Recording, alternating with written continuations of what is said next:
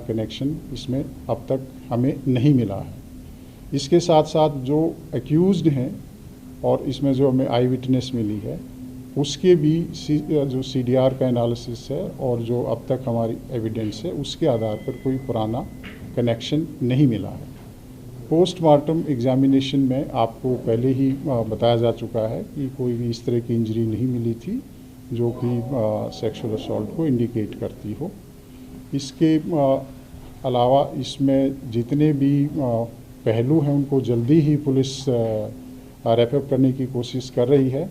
कुछ जो इसमें इन्वेस्टिगेशन वकाया है उसके लिए आज हमारे पास जो एक्यूज्ड हैं उनको दोबारा से पीसी ऑब्टेन करने के लिए दिल्ली पुलिस पेश करेगी और दोबारा से कस्टडी ऑब्टेन करेगी। 2 एक्यूज्ड हैं उनको अभी हम अरेस्ट करने के लिए कोशिश कर रहे हैं, जल्दी ही हमें इसमें कामयाबी मिलेगी। और इसके साथ साथ जो जितना एविडेंस है उसका एनालिसिस करके बहुत ही जल्दी लीगल ओपिनियन, हाई लेवल की लीगल कंसल्टेशन करके बहुत ही जल्दी इसमें पुलिस चार्जशीट तैयार करेगी, एक स्ट्रॉन्ग चार्जशीट बनाएगी ताकि जो एक्यूज्ड हैं उनको कड़ी से कड़ी सज़ा मिल सके। आरोपियों का बयानों में विरोधाभास है तो क्या लाई डिटेक्टर टेस्ट भी करवा सकती है दिल्ली पुलिस? इन्वेस्टिगेशन एक ऑनगोइंग और डायनामिक प्रक्रिया, अभी मैंने बताया कि इसमें कुछ पहलू बाकी हैं। इन्वेस्टिगेशन अभी जारी है और अगर किसी तरह की हमें रिक्वायरमेंट हुई तो जो जितने भी इन्वेस्टिगेशन की रिक्वायरमेंट हैं जो प्रोसेसेस हैं उसके तहत हम कार्रवाई करेंगे।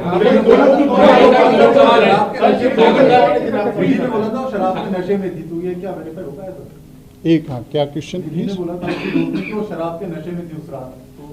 निधि खुद या पीड़िता के बारे में जो आई विटनेस है, वो आई विटनेस का जो स्टेटमेंट 164 में हमने दर्ज कराया है उसके जो कंटेंट हैं वो मैं आपको रिवील नहीं कर सकता। उसने कहीं कोई प्राइवेट स्टेटमेंट दी है उसके बारे में मेरे लिए कुछ कहना संभव नहीं है। इसके अलावा जो पोस्टमार्टम एग्जामिनेशन की फाइनल रिपोर्ट आएगी उसके आधार पर हम कह सकते हैं कि पी थी या नहीं पी थी। वैसे भी अगर कोई ड्रिंक करता है या नहीं करता है इस केस में कोई रेलेवेंस नहीं रखता, क्योंकि 304 आईपीसी का केस है तो वो एक फैक्ट इरेलेवेंट है और वो हमारे लिए कोई बहुत रेलेवेंट फैक्टर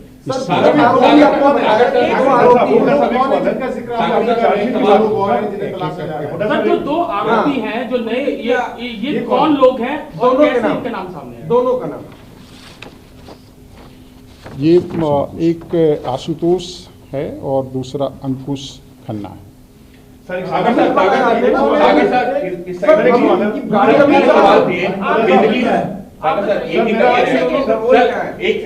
निधि को लेकर के जो 3 सवाल है। पहला मैं एक सेकंड की बात की आपने, चार्जशीट दाखिल करेंगे तो कब तक इसमें चार्जशीट दाखिल हो जाएगी? देखिए, जैसे कि मैंने बताया कि इसमें इन्वेस्टिगेशन काफ़ी आगे बढ़ चुका है। जो प्राइमरी चीज़ें थी हम कर चुके हैं, लेकिन बहुत इम्पॉर्टेंट चीज़ें भी अभी बची हुई हैं। तो हम पीसी लेंगे, उसके बाद हमारी कुछ रिपोर्ट्स आएंगी, कुछ कैलिब्रेशन होगा, एनालिसिस होगा, लीगल ओपिनियन ली जाएगी। उसके बाद पूरी तरह से एविडेंस कलेक्ट करके हम इसको चार्जशीट करेंगे। लेकिन हमारी कोशिश है जल्दी होगी। जैसे कि आपको मालूम है कि 1 तारीख का इंसिडेंट है, आज 5 तारीख है। 5 तारीख की सुबह तक हमने क्या क्या काम किया, हमारी 18 टीम लगी हुई है बहुत ही एक्सपीरियंस्ड ऑफिसर्स की। डीसीपी खुद एसआईटी हेड कर रहे हैं, जॉइंट एडिशनल सीपीयूज को गाइड कर रहे हैं और डीसीपी द्वारका भी इसमें हमें सहयोग कर रहे हैं। तो बहुत ही स्ट्रॉन्ग एंड कैपेबल ऑफिसर्स की 18 टीम है जो दिन रात काम कर रही हैं, आप सभी को मालूम है। तो मुझे उम्मीद है कि हम जल्दी ही इसमें चार्जशीट आपने लिया उनकी क्या कैसे वो इसकी क्लियरिटी कर दीजिए कि दीपक अमित का क्या है, आशुतोष और उनका क्या है, ये बहुत इंपॉर्टेंट है। देखिए, इसमें जो 2 नाम आए हैं नए हमारे एक्यूज्ड हैं, एक जो एक्यूज्ड है उसका भाई है ये, तो उन्होंने ये देखते हुए कि इसके पास ड्राइविंग लाइसेंस नहीं है और ये एक एक्सीडेंट का ही केस है। किसी दूसरे आदमी को सजेस्ट किया कि तुम कहो कि मैं गाड़ी ड्राइव कर रहा था, तो ये उन्होंने एविडेंस को डिस्ट्रैक्ट किया, क्रिमिनल को स्क्रीन करने की कोशिश की है, तो वो हमारा इस केस में एक्यूज्ड बनता है। इसके साथ जिसकी गाड़ी थी उसको भी मालूम था कि गाड़ी कौन लेकर गया है। गाड़ी दीपक लेकर नहीं गया था, गाड़ी दूसरा लेकर गया था, तो उसने भी जो पुलिस है उसको एक तरह से मिस इन्फॉर्मेशन दी है और इसमें अक्यूज्ड को हेल्प करने की कोशिश की है। तीन सवाल क्या अमित के पास मैं सभी का जवाब दूंगा। आप रिलैक्स कीजिए, पहले इसको कंप्लीट करने दीजिए। ठीक है, इसका एक मिनट, इसका कंप्लीट। जब ये एक्सीडेंट हुआ और जहां गाड़ी लास्ट तक गई, उस दौरान ये दोनों कहीं थे या बाद में ऐड हुए? दो कैसे ऐड हुए? ये दो लड़के जो नए आए हैं, इनका रोल क्या सिर्फ नाम छुपाया ड्राइविंग के चक्कर में, या जो भी इंसिडेंट हुआ एक्सीडेंट का उनमें कहीं इनकी इन्वॉल्वमेंट थी, बीच में उतर गए, कार में बैठे थे कि नहीं? एंट्री कहाँ? मैं इसको कंप्लीट कर लेता हूँ। इसमें इन दोनों में से कोई कार में कहीं हमारे पास अभी तक एविडेंस नहीं आया है। इन्होंने एक तरह से इनको स्क्रीन करने की कोशिश की है, मिस इन्फॉर्मेशन किया है, इनको हेल्प किया है। जिन्होंने क्राइम किया, जिन्होंने इतना ग्रूसम क्राइम किया है, उनको प्रोटेक्ट करने की कोशिश की है, तो ये एक क्रिमिनल ऑफेंस अपने आप में बनता है। तो इसलिए हमारी बहुत सी टीम्स अभी लगी हुई हैं, इनको भी हम अरेस्ट करेंगे, फिर इनका फर्दर सस्टेन्ड इंटरोगेशन होगा और उसके आधार पर इन्वेस्टिगेशन आगे बढ़ेगा। इसके साथ साथ कि ड्राइविंग लाइसेंस नहीं था अमित के पास, अभी तक जो इन्फॉर्मेशन है वो नहीं था। अगर बाकी इन्वेस्टिगेशन अभी जारी है, फाइनली कुछ उसमें होगा तो हम आपसे फिर शेयर करेंगे। सर, निधि को लेकर के 2-3 सवाल उठ रहे हैं। पहला सवाल, एक परिवार कह रहा है कि निधि का रोल सस्पिशियस है, 302 का मुकदमा दर्ज होना चाहिए। दूसरा सवाल, जब निधि की मां कह रही है कि निधि ने खुद ये बताया कि गाड़ी को आगे पीछे करके पीड़िता के ऊपर चढ़ाया गया, मृतका के ऊपर चढ़ाया गया, क्या 302 का मुकदमा बनता है? तीसरा सवाल उसी से जुड़ा हुआ, निधि का स्टेटमेंट कितना रिलायबल मान रही है पुलिस, क्योंकि 164 का बयान दर्ज करवाया है। क्या निधि इस मामले में सिर्फ एक गवाह है या उसका भी रोल अभी कहीं पर सवाल की घेरे में? अभी तक जो पुलिस का इन्वेस्टिगेशन है, इसमें आपको सभी को मालूम है कि आपके दिमाग में भी बहुत से क्वेश्चंस थे, हमारे दिमाग में भी बहुत क्वेश्चंस थे कि ये क्या कोई इसके साथ और था या कहाँ से ये आई थी, लास्ट सीन कौन था, ये सारे तमाम क्वेश्चंस आपके दिमाग में भी थे, हमारे दिमाग में भी थे। तो इसलिए पुलिस इस मामले में लगी हुई थी। सारी छानबीन के बाद एक हमें पता लगा कि ये लास्ट लोकेशन कहाँ आ रही थी लड़की की। हमने वो स्पॉट आइडेंटिफाई किया, वहाँ से कुछ हमें क्लू मिले कि यहाँ से ये लड़की किसी और के साथ बैठकर कहीं आ रही है। तो उसके थ्रू हम आई विटनेस तक पहुँचे हैं, जो कि सीसीटीवी फुटेज है। इसके साथ साथ जहाँ पर ये दोनों लड़कियाँ थी, वहाँ पर जो होटल है उसका रिकॉर्ड है, उसका डॉक्यूमेंट्री एविडेंस है, इसके नाम बुक है, इसने बुक कराया है, उस तरह की डिटेल हमारे पास है।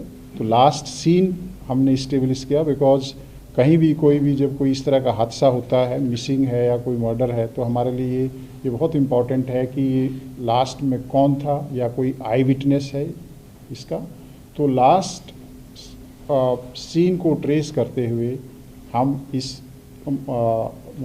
स्टेज तक पहुँचे हैं कि जो निधि है वो इसमें एक बहुत अहम विटनेस है।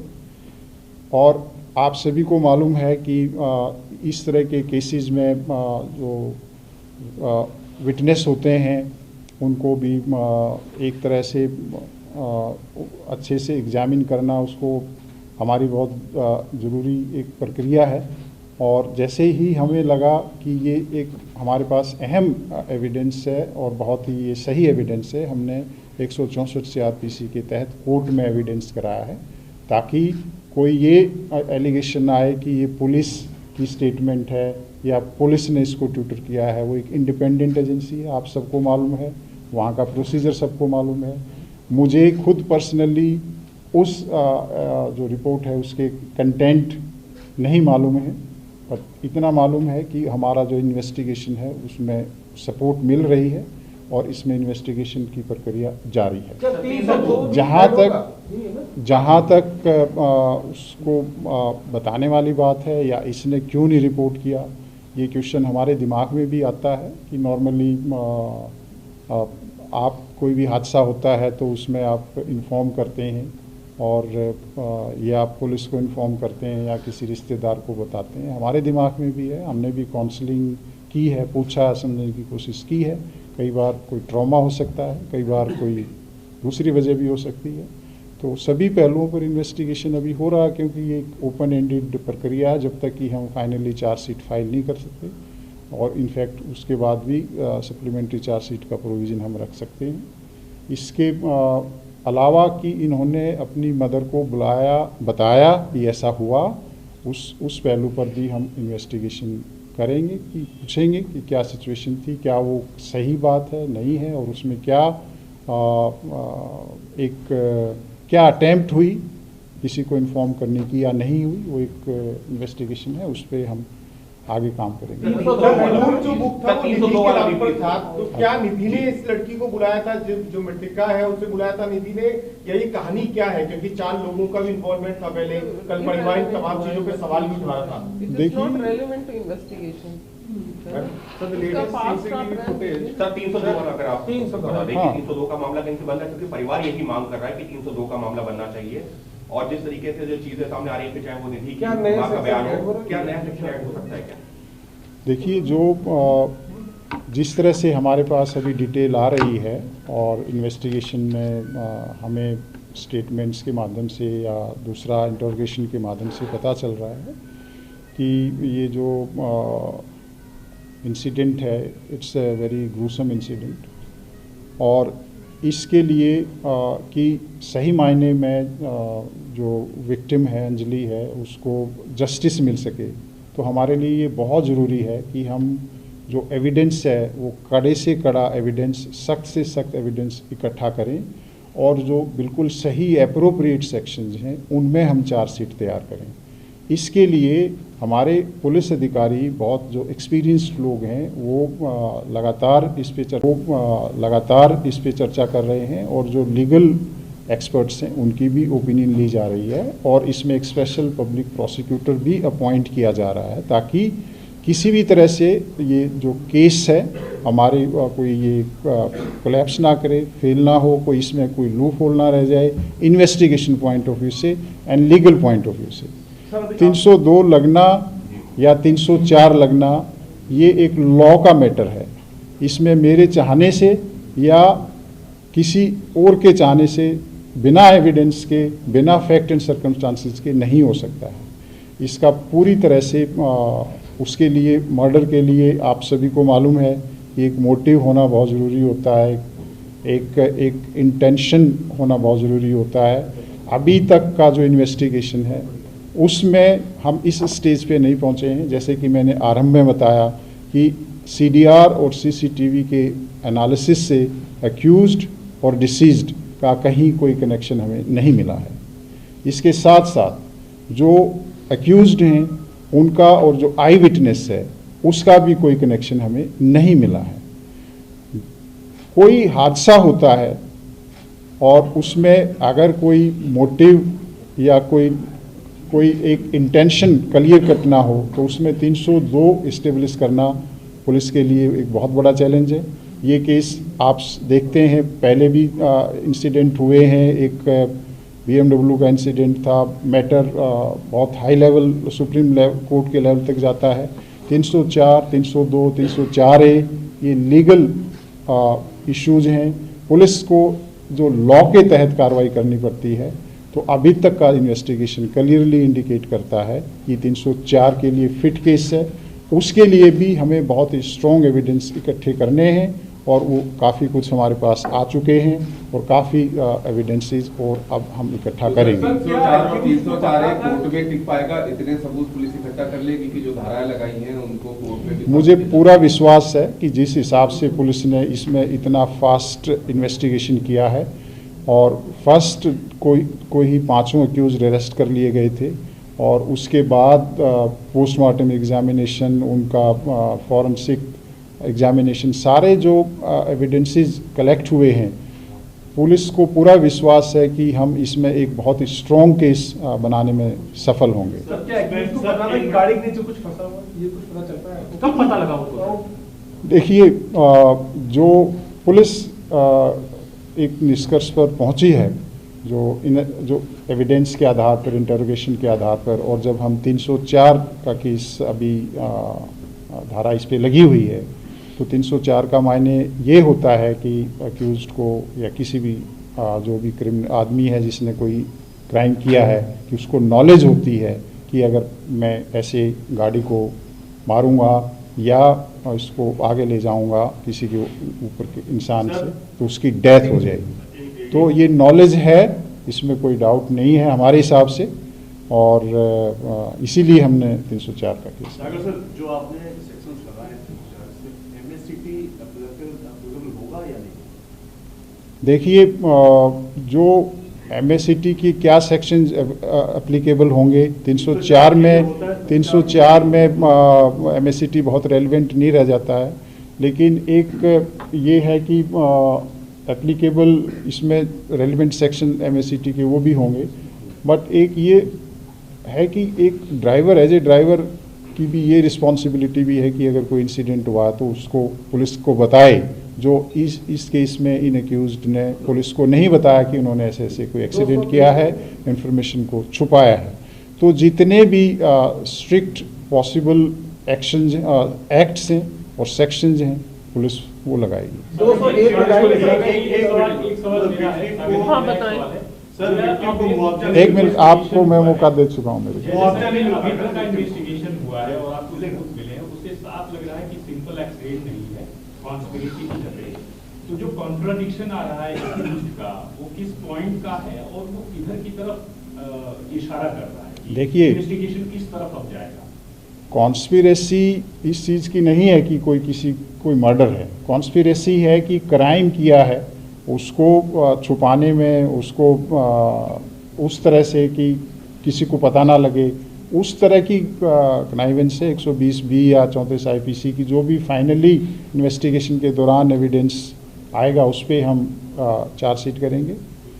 लेकिन ये बिल्कुल सही बात है कि इसमें कहीं न कहीं उनको मालूम था कि ये ऐसा कोई ह्यूमन बॉडी है जिसके साथ एक्सीडेंट हुआ है।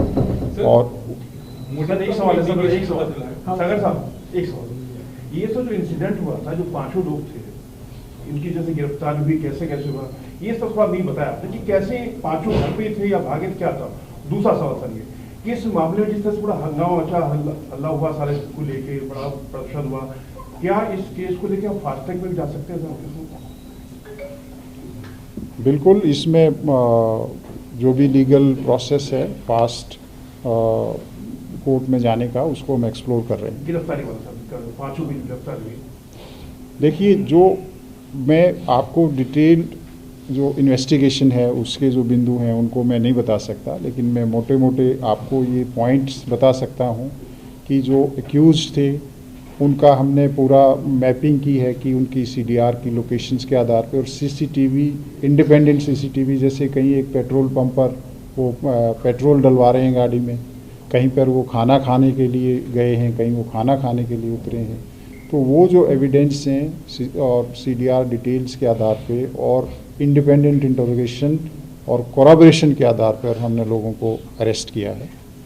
और इसी सस्टेन्ड इंटरोगेशन के आधार पर आपके सामने, हमारे सामने हमें शक हुआ कि जो ये क्लेम करता है कि ये ड्राइवर है, वो हम इसी इंटरोगेशन और एविडेंस के आधार पर सामने ला पाए, ताकि जो सही एक्यूज्ड है, क्योंकि किसी भी केस में जब ट्रायल होती है तो वहाँ पर एविडेंस देखा जाता है, और जो सही एविडेंस नहीं है तो इमीडिएटली वो केस फ्लैग करता शुरुआत के है। बारे में अगर थोड़ी सी बता सर, दें। एक सवाल है क्योंकि हम लोग जब बात कर रहे हैं, जिन लोगों ने पीसीआर कॉल्स करी हैं और सारी टीम्स हैं, जो सारे जर्नलिस्ट हैं, यही सवाल भी कर रहे हैं और ये हो रहा है कि पीसीआर कॉल्स आंसर नहीं हुई सही समय पर। अगर हो जाती तो शायद इतना ब्रूटल नहीं होता है पूरा किस्सा। तो क्या कोई इंटरनल इंक्वायरी भी कर रहे हैं आप लोग, जिन्होंने पीसीआर कॉल्स आंसर करने के बाद एक्शन नहीं लिया, कुछ उन पर भी एक्शन लेंगे ताकि कड़ा संदेश जाए कि आगे से अगर ऐसे पीसीआर कॉल्स आए तो उसे थोड़ा सख्ती के साथ, थोड़ा सीरियस तरीके से देखा जाए? कि सवाल तो पुलिस के लिहाज से ऊपर है। देखिए, जितनी जानकारी मुझे है, मैं अभी जो ब्रीफिंग आप लोगों को कर रहा हूँ वो इन्वेस्टिगेशन के पार्ट पे कर रहा हूँ। ये जो इंसिडेंट है, दिल्ली पुलिस इसको लेकर जो पुलिस पीसीआर का रिस्पांस है उसको लेकर एक इंटरनल इंक्वायरी कर रही है। इसके ऊपर डिस्कशन इंटरनली हो रहे हैं कि ये जो रिस्पांस था वो एक ह्यूमन एरर था या एक प्रोसेस की वजह से इसमें एरर हुआ है। अगर इसमें ह्यूमन एरर है तो उन लोगों को जो भी अप्रोप्रिएट डिसिप्लिनरी इंक्वायरी होगी, एक्शन होगा, वो होगा। और जो प्रोसेस की कमी रही है उसमें हमारे प्रोसेस में क्या इम्प्रूवमेंट हो सकती है, we are very much looking into it. और जैसा आप सभी को मालूम है कि दिल्ली पुलिस जब भी कोई इस तरह का इंसिडेंट होता है तो उसमें ट्रूथफुल एग्जामिनेशन करके और उस चैलेंज से और उस गलती से हम कुछ नई चीज़ सीखते हैं ताकि हमारा सिस्टम इम्प्रूव हो सके। आप सभी को मालूम है कि वो नव वर्ष की रात थी और जितने भी ऐसे बिजी मार्केट्स एरियाज़ होते हैं, मॉल्स होते हैं, जहाँ पे हाई फुटफॉल होता है, तो जो पुलिस की डिप्लॉयमेंट है थोड़ा सा वो डायनेमिक होती है और depending upon the nature of requirement of that particular day हम डिप्लॉयमेंट पैटर्न में थोड़ा सा चेंज करते हैं। कई बार उन एरियाज़ में जहाँ पे आपको लगता है कि डिप्लॉयमेंट कम है, कई बार हमें वहाँ पे बढ़ानी पड़ती है। कई जगह आपको लगता है कि यहाँ ज़्यादा है, कई बार हमें कम करनी पड़ती है। तो वो डायनेमिक डिप्लॉयमेंट है। पीसीआर का जो मैकेनिज्म है उसमें कोई प्रोसेस की कोई कमी है या कोई हमारे ऑफिसर्स की कमी है, ट्रूथफुली दिल्ली पुलिस उसमें इंक्वायरी कर रही है और उसमें जो भी एक्शन अप्रोप्रिएट होगा वो सीनियर लेवल पर उस पर एक्शन लिया जाएगा। शुरुआत को लेकर के कई तरह के इंसिडेंट हुआ था उसके ठीक 30-40 सेकंड के बाद पीसीआर वहां से गुजरती हुई दिखी, एक सीसीटीवी ऐसा भी आया। तो आप मानते कहीं ना कहीं लैब से at the hand of police? देखिए, जैसा कि मैंने बताया कि जिस 30 सेकंड की बात आप कर रहे हैं उस 30 सेकंड में अभी तक कोई लैप्स नहीं आया। इनफैक्ट उसमें बहुत अच्छा एक्शन हुआ है। जैसे ही उसने पीसीआर ने, हमारी ईआरवी ने उसको देखा है कि कोई स्कूटी पड़ी हुई है, स्कूटी को उसने के बारे में अपने एसएचओ को जानकारी दी है, एक्सीडेंट शुदा स्कूटी है। उसके बाद उस स्कूटी का नंबर लिया गया है। उस स्कूटी के नंबर ट्रैफिक से नंबर लेके जो एड्रेस आया है उस स्कूटी के एड्रेस उसके घर पे भेजा गया है। वहाँ पे जो ऑनर है स्कूटी का वहाँ नहीं मिलता है और वो कार्रवाई बहुत पहले तक हो चुकी है जबकि डेड बॉडी बाद में मिलती है। तो ऐसा नहीं है कि पुलिस का रिस्पांस ठीक नहीं था। We were not lucky that day कि वो अगर हमारी ईआरवी थोड़ा सा पहले उसको देख लेती तो प्रोबेबली का रिस्पांस ठीक नहीं था। We were not lucky that day कि वो अगर हमारी ईआरवी थोड़ा सा पहले उसको देख लेती तो प्रोबेबली इस लड़की की जान चली जाती। लेकिन this is beyond human control. जब एक किसी ईआरवी ने देखा ही नहीं तो ये उसको ये कहना कि जी कमी रही है, मैं उस पॉइंट पर आपको कितना टाइम अब तक आ रहा है पूरी जांच में, कितने घंटे तक वो गाड़ी घूमती रही, इसका पता चला? इसी का सप्लीमेंट्री भी है। 4 किलोमीटर शुरुआत से बहुत सारा कंफ्यूजन है। पुलिस की जांच में अब तक क्या क्या है, कितने बजे एक्सीडेंट हुआ, बाकी अब तक जो है शुरुआत, क्योंकि अभी तक सिर्फ हियरसे पे कितने बजे ये सीसीटीवी आ गया है, कितने बजे घटना हुई। देखिए, हमें बताता हूँ कि जो अभी तक इन्वेस्टिगेशन है और आपको मालूम है कि जो इलेक्ट्रॉनिक एविडेंस हैं या सीसीटीवी फुटेज है उसमें कैलिब्रेशन का इशू रहता है। पर मैं I can be as precise as कि ये इंसिडेंट 2:04 और 2:06 के बीच हुआ होगा। तो हम यहाँ तक पहुँच गए। मैं ये भी कह सकता हूँ कि 2:05 पे हुआ है। तो आप उससे बहुत आगे पीछे नहीं जा सकते हैं। अगर हम 2:05 मानते हैं तो अगर हम स्ट्रेच करते हैं जबकि बॉडी मिली है कहीं पर एक्चुअली, तो वो 4:15 के आसपास का टाइम है। एग्जैक्ट नंबर टाइम मैं रिमेंबर नहीं कर रहा हूँ। अनफॉर्चुनेटली बॉडी ड्रैग की गई है और वो जो स्ट्रेच है आप सभी को मालूम है वो हरियाणा को जाता है, वो रोड जोनती बॉर्डर है, तो रात का टाइम है, पीसीआर्स हैं वहाँ पर। तो जैसा कि मैंने बताया कि उस रिस्पॉन्स में जो भी अगर हमारे को इम्प्रूवमेंट की कोई गुंजाइश है तो हम उसको इंटरनली स्टडी कर रहे हैं साइंटिफिकली, उसको हम इम्प्रूव करेंगे और जहाँ कोई ह्यूमन एरर है और कोई है तो उसके ऊपर भी अप्रोप्रिएट एक्शन। आशुतोष और अंकुश क्या फरार है? आशुतोष और अंकुश क्या सर फरार? How much kilometre she was that?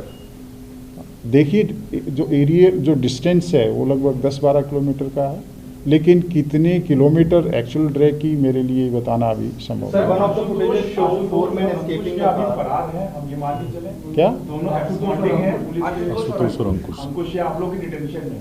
नहीं, अभी हमारी टीम्स लगी हुई हैं उनको अरेस्ट करने के लिए। सर गाड़ी आशुतोष की थी, ये बात क्योंकि सर पहले हमारे से हम लोग भी गए थे उसके घर, आशुतोष के घर भी जा चुके हैं और उसके अंकुश के घर भी, लेकिन वो देवर मतलब ना पुलिस के पास है ना घर के किसी सदस्य को पता तो वही तो मैंने बताया कि अगर आप मेरे हमारे पास होते तो मैं बता देता। है। तो अरेस्ट ही करें। हाँ, और अगर आपके पास है तो आप बता दीजिए। अंजलि का मोबाइल मिल गया सर? अंजलि का अंजलि का मोबाइल फोन मिल अंजलि का जाएगा। मोबाइल फोन सर, जी। सर एक फुटेज में ये चारों लोग निकलते हुए दिख रहे हैं, क्या ये वही लोग 4 लोग हैं?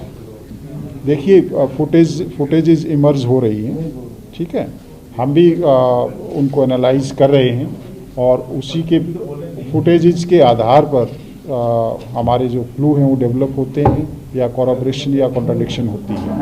सर आशुतोष का एक बार रोल बता दें एग्जैक्टली क्या है, क्या उसने सबूत क्या जो ब्लड वगैरह साफ करी, क्योंकि उसी की गाड़ी थी, उसके घर पे गाड़ी लगाई इन लोगों ने और फिर वो लोग भाग गए पास।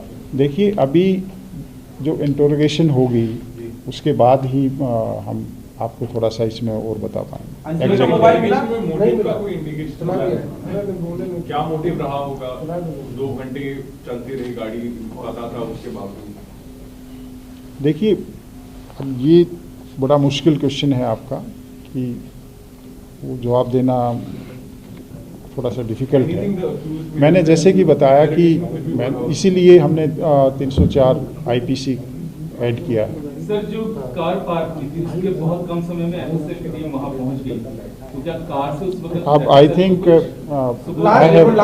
अंजलि की दोस्ती पुरानी थी क्या? क्योंकि परिवार ने मना कर दिया कि वो पहले से निधि को नहीं जानते, अंजलि के साथ कोई संबंध नहीं थे, दोस्ती नहीं थी। देखिए मैं इतना कहूँगा कि उनकी दोस्ती कितनी पुरानी थी कितनी नहीं थी वो एक उनका पर्सनल इशू है, मुझे नहीं मालूम, लेकिन जो हमारे पास एविडेंस है मैं इतना कह सकता हूँ कि जैसे 31 का इंसिडेंट है और 29 इसके 20-25 कॉल हो रखी हैं, तो एंड द वेरी फैक्ट कि वो एक स्कूटी पे थी, तो वो फ्रेंड थी या नहीं थी ये मेरे लिए कहना मुश्किल है। एक